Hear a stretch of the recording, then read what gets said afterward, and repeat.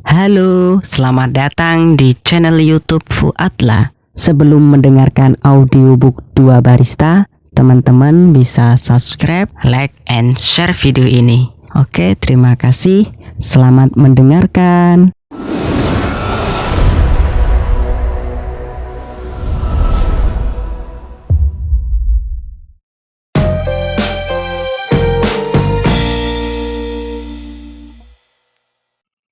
Mozaik 23.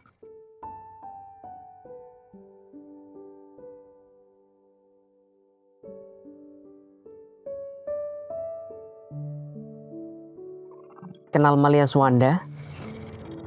Tanya lelaki itu setelah basa-basi.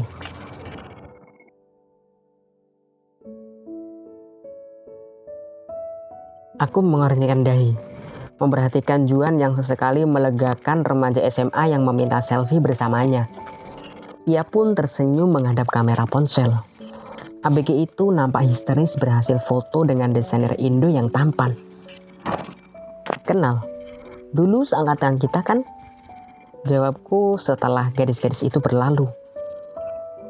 Kualihkan pandangan pada kerumunan penonton agar mataku tak sembrono mengejar stylenya. Kaos putih bergaris dipadu jas abu-abu dan jeans putih. Kombinasi antara tampang bule dan style Korea. Nah, batik yang dipakai anak-anak itu produksinya dia. Oh, pantesan crafty and futuristic. Aku ingat dia suka gambar desain batik. Ternyata 7 tahun kemudian berhasil dia realisasikan. Hebat. 7 tahun ya? Oh, it's long year flow angketet. Bener-bener gak ngerasa. Jangan-jangan kamu masih kesulitan gambar pattern? Juan mengingatkan aku tentang kelas menggambar pola saat kursus jahit. Kebanyakan mahasiswa fashion school memang sudah tak asing dengan yang dunia jahit-menjahit.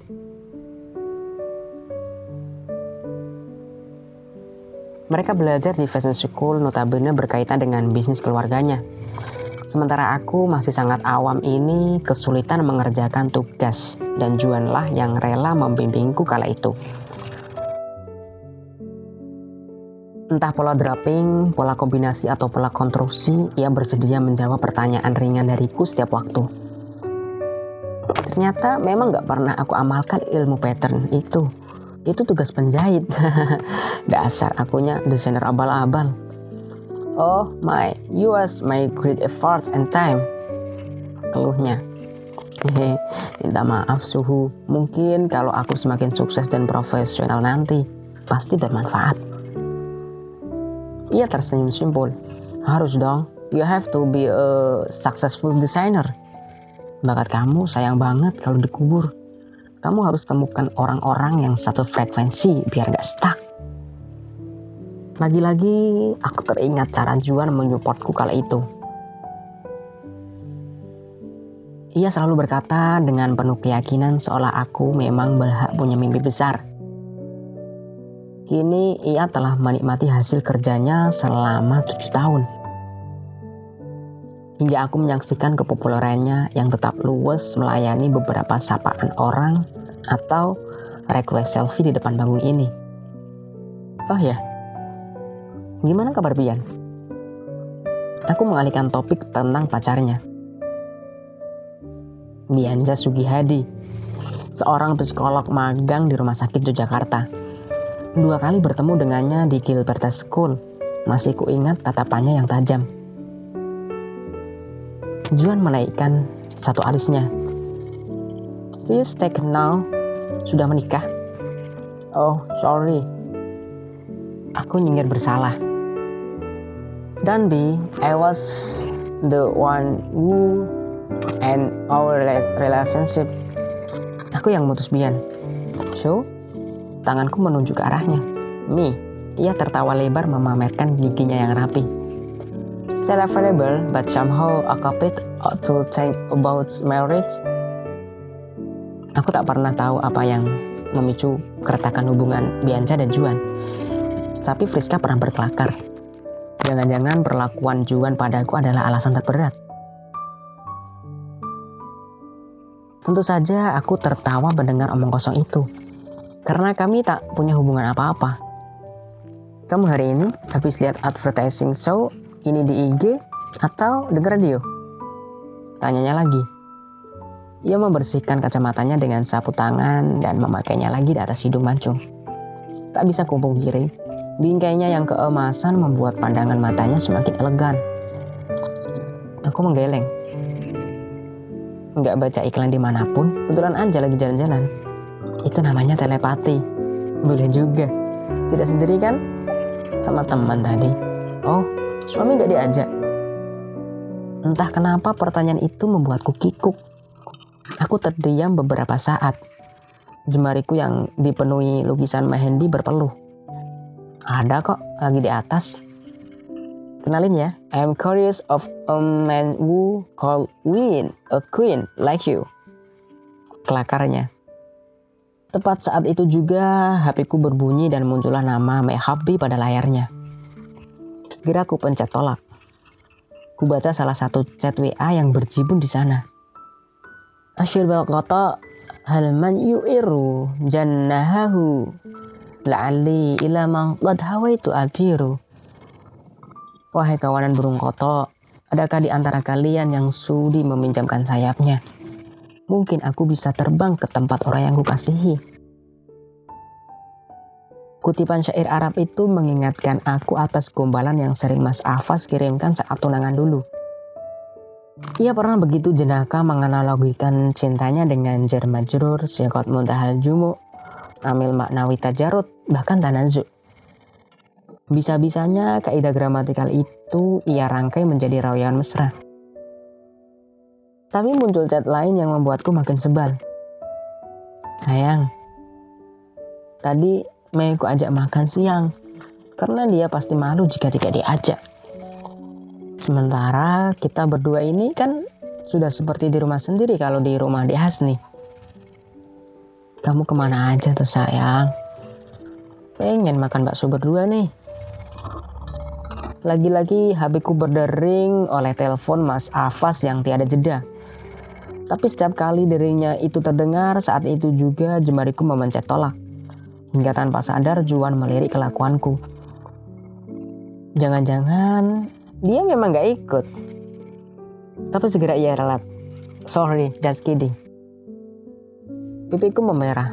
Entah kenapa aku merasa tak nyaman ketahuan bepergian tanpa suami. Ku ambil jarak lebih jauh agar wangi parfumnya tidak mengganggu hidungku. Meski kami tak pernah pacaran, tapi perhatian dan supportnya di masa lalu cukup meresahkan jika detik ini ku ingat-ingat. Aku juga manusia biasa yang pernah mencicipi rasa tersanjung yang menyebabkan hati berdebar. Siapa yang tidak mengakui personalitas Juan? Konon 80% lelaki keturunan Italia memiliki konstruksi wajah yang bagus. Dan ia salah satunya.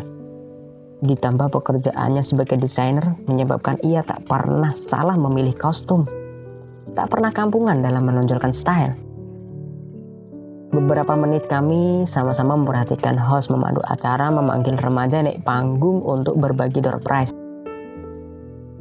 Aku berharap ia tak usah lagi berdiri di sana dan mengajakku bicara. Aku juga ingin menonton fashion show ini dengan tenang.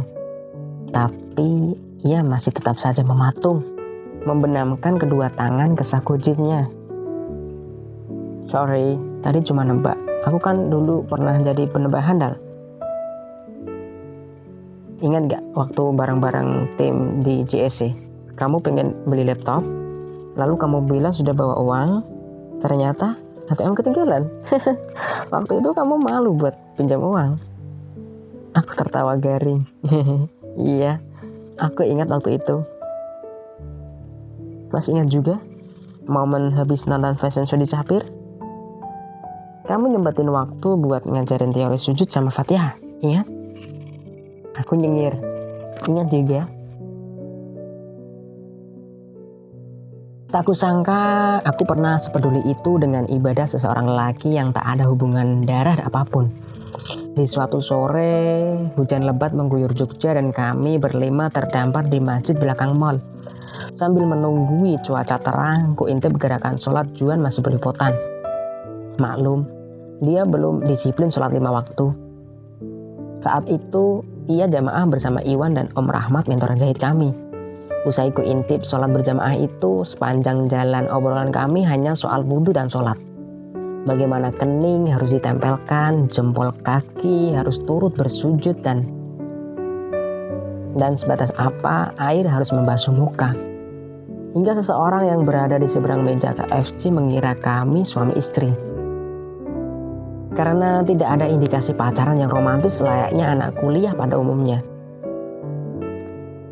Justru ribut mencari tutorial sholat yang paling afdol di YouTube. Padahal kami berlima, tak hanya berdua. Kenangan itu jelas membuatku tidak nyaman berada sedekat ini dengannya. Apalagi jika ada seseorang yang mengenalku dan melihat wajahku yang tersipu tidak wajar. Tapi sebelum sempat aku pamit undur diri, tak dinyana 2 orang yang ku kenal menyentuh lenganku. Loh, Zarin. Mereka menutup mukanya dan terpekik. Zarin. Malia dan Friska memeluk pundakku, mencium pipi kanan dan kiri dengan hangat. Aku tak dapat menahan tawaku sendiri. Akhirnya 7 tahun kami pun bertemu kembali. Lu bisa-bisanya di sini. Janjian sama Juan. Hush, dia kan udah punya suami, kelas, bilang Friska. Oh iya. Lah terus kok bisa ketemu di sini? Iya sih, kok bisa? Kedua kawanku itu masih sama seperti dulu, familiar dan rame. Aku tadi sama teman bener-bener gak sengaja bisa ketemu. Itu batik-batik produksimu. Cakep dan keren banget, asli, kataku sumringah. Seneng aku dipuji gitu. Makasih ya. Tapi belum seberapa dibanding si Juan ini, Lorin. Apaan? Elak Juan. Oh iya. Duh, pasti banyak info yang kulewatkan 7 tahun ini. Kamu udah makan belum? Yuk lunch bareng. Tangan Malia menarik lenganku melewati bejubel orang menuju gerai seafood. Gak usah. Makasih, nanti temanku nyari. Buru-buru aku menepis ajakan mereka saat perasaanku mulai tak nyaman. Santai saja, kan ada HP. Karena tangan seorang teman lama itu begitu kuat dan karena perutku ternyata keroncongan, terpaksa aku bergabung duduk di kursi gerai seafood dalam formasi saling berhadapan. Yang kebetulan kursiku berada tepat di depan kursi Juan. Nama IG kamu apa, Rin? Biar aku follow. Tanya Malia setelah kami semua memesan menu masing-masing. Ia menunjukkan Instagram all shop-nya yang sudah memiliki ratusan ribu follower. Juga menunjukkan IG milik Friska dan Juan yang sama-sama berkompetisi memperbanyak pengikut. Oh, jadi rupanya aku makan siang bareng para selebgram, kelakarku. Ya bener, emang kita selebgram, tapi ngenes banget populernya, belum maksimal. Sebab kamu aja gak tahu IG kita, ya kan? Timbal Friska. Itu soalnya aku yang katrok. Tapi coba lihat, IG kamu udah rapi banget, baju-bajunya bagus. Orang katrok bisa bikin beginian. Coba lihat, Malia menunjukkan IG follower galeri pada yang lain. Iya sih, itu all-shopmu? Tanya Friska. Aku mengangguk. Desain-desain buatan kamu itu edgy. Originalitasnya kuat. Kapan-kapan harus fashion show nih. Penting buat personal branding. Saran Juan. Entah kenapa caranya menatap Instagram all shopku membuatku merasa berharga. Yap, aku setuju sama Juan. Fashion show buat owner brand itu harga mati, Rin. Kata-kata mereka semakin memantik kepercayaan diriku. Dress-dress buatanku yang terpampang di flower gallery mungkin saja tidak kalah bagus dibandingkan dengan dress yang dikenakan model di atas panggung tadi. Sambil makan dengan lahap, aku simak cerita panjang lebar tentang bisnis fashion mereka bertiga yang semakin hari semakin diuntungkan oleh media sosial. Begitu mudah mempromosikan style-style baru, dengan gampang mencari foto model yang mau dibayar murah, dan menghasilkan foto keren dengan spot-spot sederhana di teras rumah saja. Dengan sekali mengupload foto serta merta gambar Malia berpotensi ditonton lebih dari 100.000 orang. Mereka juga menerangkan setting algoritma dari pusat untuk promosi melalui Instagram. Maka pemilik akun harus pintar-pintar saling bekerja sama dengan sesama desainer yang berbeda-beda untuk saling promosi. Saat makanan kami hampir tandas dan cerita pun semakin seru, tiba-tiba Friska bertanya hal lain. Oh iya, kamu sama temen doang? Gak sama suami dan anak-anak? Anakmu berapa sekarang? Saat itu juga tanganku berhenti menyentuh layar HP. Perbedaan dunia dan profesi dapat memisahkan jarak sedemikian jauh, hingga kami saling tak tahu kabar masing-masing, termasuk soal anak. Setahun yang lalu aku habis operasi angkat rahim, Fis. Padahal belum punya anak biologis. Tatapan mereka terhenti seketika. Friska menepis garpunya, Malia menaruh celemeknya, dan Juan menatapku penuh makna. Kedua teman perempuanku itu mengelus pundak dan punggung tanganku. Mereka minta maaf dengan mimik bersalah. Santai aja, santai. Tiap orang punya masalah dan cobaan mereka sendiri. Lupakan soal itu. Kita ngobrol hal lain yang lebih asik, oke? Namun kecanggunganku tak dapat ditepis dari wajah mereka usai pertanyaan itu meluncur. Bahkan mereka berusaha kaburkan dengan obrolan-obrolan lain. Hingga akhirnya aku pamit undur diri saat Rima dan Farah muncul untuk menjemputku. Kupeluk Malia dan Friska. Berterima kasih atas traktiran makan siangnya dan menawarkan mereka mampir ke Tegal Kopo suatu saat jika lewat Jalan Purworejo. Itu teman-teman sekolah fashionmu ya? Tanya Rima setelah beberapa langkah kami meninggalkan gerai seafood. Betul, mereka inilah orang-orang di balik pameran fashion show di atrium. Oh, pantas. Terus mas-mas blasteran yang duduk di depanmu itu jangan-jangan dia yang namanya Juan? Aku tertawa lebar. 100. Hati-hati loh, Neng. Punya mata yang bening-bening kayak gitu harus banyak istighfar. Jangan deket-deket atuh. Istighfar. Bukan mantan, kami gak pacaran kok. Terus kenapa abahmu sampai buru-buru jodohin sama Gus Afas waktu itu? Itu karena aku pernah dikasih tumpangan mobil sama dia, diantar sampai gerbang pondok. Banyak teman santri yang lihat. Terus lalu teman-teman pondokku histeris. Mereka bikin persepsi sendiri. Dasar pada jelalatan sama cowok Indo. Rama dan Farah manggut-manggut. Oh begitu ceritanya. Aku juga heran bisa-bisanya kamu keren punya mantan model begitu. Enak aja, Gus Afas lebih keren dong. Jawabku sekilas menengok ke belakang di mana gerai seafood berada. Tak kusangka Juan masih duduk dengan posisi tegap, mata di balik kacamata berbingkai emas itu mengawasi langkahku lekat-lekat. Ia menyunggingkan senyum ganjil tepat ke arahku dan rasanya semakin aneh kala tatapan kami sama-sama bertemu. Usai mobil Neng Rima menurunkanku di depan rumah, aku segera ngeloyor ke kamar mandi untuk wudhu dan sholat maghrib. Tadi sempat kulirik beberapa kardus dan tas kresek bertengger di teras. Baru saja diangkut dari dalam kesepuan. Mungkin saja itu oleh-oleh untuk keluarga Mesyarah dari mertua. Selepas sholat maghrib, suamiku muncul membawa tas dan segera menjalinya dengan beberapa pakaian.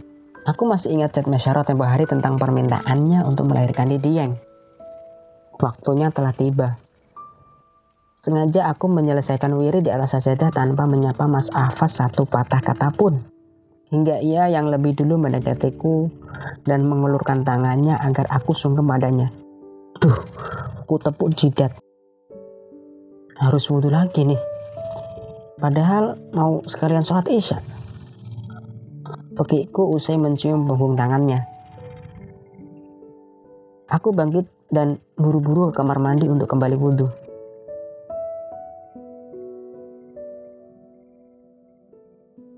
Tak disangka Mas Afas sudah berdiri di depan pintu dan mencubit pipiku dengan kedua tangannya. Loh mas, kok dibatali lagi wudhunya? Kan dingin, sungutku. Ia malah menjerengin akal. Aku kembali masuk ke kamar mandi dan mengulangi wudhu untuk kedua kali. Kupikir Mas Afas hanya lupa dan tak sengaja melakukan itu. Ternyata ia memang sengaja berdiri di luar menungguku untuk menggodaku lagi. Aduh mas, aku merapat ke tembok demi melewati jalan yang ia sabotase. Ia justru memaksa aku berdiri di tembok dan dengan kedua tangannya ia mengunci tubuhku di dalamnya. Lalu menatapku kesal dan gemas. Seharian kemana aja? Di telepon gak diangkat, WA gak dibaca. Kemana aja? Tahu gak berapa kali aku nelpon kamu? Ratusan. Dosa loh gituin suami. Aku balik menatap matanya kesal. Tidak biasanya ia membawa-bawa kata dosa untuk menekanku. Ya, aku masih hafal hadisnya. Ayyuma mamra'atin shalat khamsaha wa shamat syahraha wa ata'at zawjaha wa bla bla bla bla. Aku sudah taat loh. Poligami itu termasuk bentuk ketaatan yang ekstrim kan, Mas? Kelakarku berusaha menepis tangannya yang mulai merapat. Kamu itu, aku serius ini. Kan mau ditinggal ke Dieng, masa malah kabur gak jelas kemana? Nanti kalau di sana masih kangen gimana? Gombal. Beraninya nuduh aku. Emang bener kan? Duh, yang mau bulan madu. Selamat ya. Ia mencubit hidungku kesal. Namun kami mendadak terkesiap saat mendengar ketukan pintu beserta suara Umi mengingatkan jika waktu keberangkatan telah dekat. Saya sholat isya dulu, Mi, kata Mas Afas dengan segera menarik lenganku ke kamar untuk mengajakku wudhu dan berjamaah. Selepas sholat isya, ia mencium keningku begitu dalam, memeluk tubuhku yang masih berbalut mukena. Rasa sebal dan cemburu itu masih menggondok. Bayangan Mei bawa toples tadi siang masih berkelebat. Juga bayangan Mas Afas memungut pecahannya bak malaikat di siang bolong. Tapi oh Tuhan, kenapa semudah itu pelukan ini merontokkan satu persatu gemuruh hatiku? Seperti quote yang pernah aku baca dalam sebuah kalender, ketika kita memaafkan orang lain, sejatinya kita telah melepaskan seseorang tahanan dari bui. Dan orang itu adalah diri kita sendiri. Begitu juga ketika kita melepaskan cemburu atau dengki, saudara kandung dari perasaan marah. Seberapa besarnya aku cemburu dan tidak rela akan kepergian suamiku malam ini. Itu tak akan merubah jadwal keberangkatannya. Ini demi mengantar persiapan lahiran anak kita, demi mimpi yang telah kami harapkan bertahun-tahun. Lalu aku berusaha menatapnya dengan santai, berdiri di samping ibu mertua menyaksikan Mas Afas dalam balutan jaket kulitnya menuju mobil Ford merah dan menata letak tas lempangnya untuk duduk berdampingan dengan Syaraf. Perempuan kedua itu menghampiri kami sebelum benar-benar duduk di samping Mas Afas, sungkem pada Umi lalu bergantian mencium punggung tanganku. Mbak Mei, titip salamku buat simbokmu ya. Maaf belum bisa silaturahim. Ucapku padanya setenang mungkin. Nggih Ning, matur nuwun sangat, sampun repot-repot. Umi mertua mencium keningnya sebelum akhirnya ia melangkah mundur dengan tanpa membelakangi kami, lalu masuk dalam mobil. Pintu-pintu itu telah tertutup rapat. Lampunya dinyalakan. Kaca jendela terbuka separuh. Nampak tangan Mas Afas dan Mei melambai pada kami. Dan mobil itu melesat menembus gelap menghilang di balik pekatnya malam. Seolah mereka akan pergi ke kota yang teramat jauh. Bayangan Mas Afas dan Mei berdua menikmati perjalanan sambil menyaksikan deretan pepohonan dan rumah-rumah sepanjang jalan menyeruak. Perjalanan bukanlah lagi adab atau kesusahpayahan. Ia menjadi romantisme kehidupan yang mengeratkan dua hati mengukir asmara. Langkah kakiku begitu gontai menuju rumahku sendiri yang terasa gelap. Pelukan mertua hingga teras rumah tak dapat menghangatkan dinginnya hatiku. Satu set kursi di teras yang bisa menemaniku mutolaah sambil memandang rembulan itu pun seperti beku. Rumah mewah dan luas ini tak ubahnya dinding-dinding yang bangku dan kayu-kayu yang dingin dengan kepergiannya. Tapi aku tak boleh tumbang.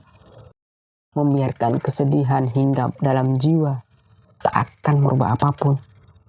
Ia akan menggerogoti hormon dopamin dan membunuh kreativitas. Jika ada wanita di luar sana yang tengah kelaparan dan tidur di atas kloso berbantalkan kardus, maka aku hanya perlu menyadari nikmat lain yang terabaikan. Lalu menyadari bahwa sesungguhnya malam yang pekat bukan semata disuguhkan untuk memadu asmara di atas peraduan bersama sang kekasih. Ia sebenarnya diciptakan untuk menjatuhkan keningmu ke bumi dengan mengagungkan kebesarannya. Ditemani AC di sudut ruangan, ku gelar sajadah. Ku kenakan mukena dan berpeluh kesah kepadanya.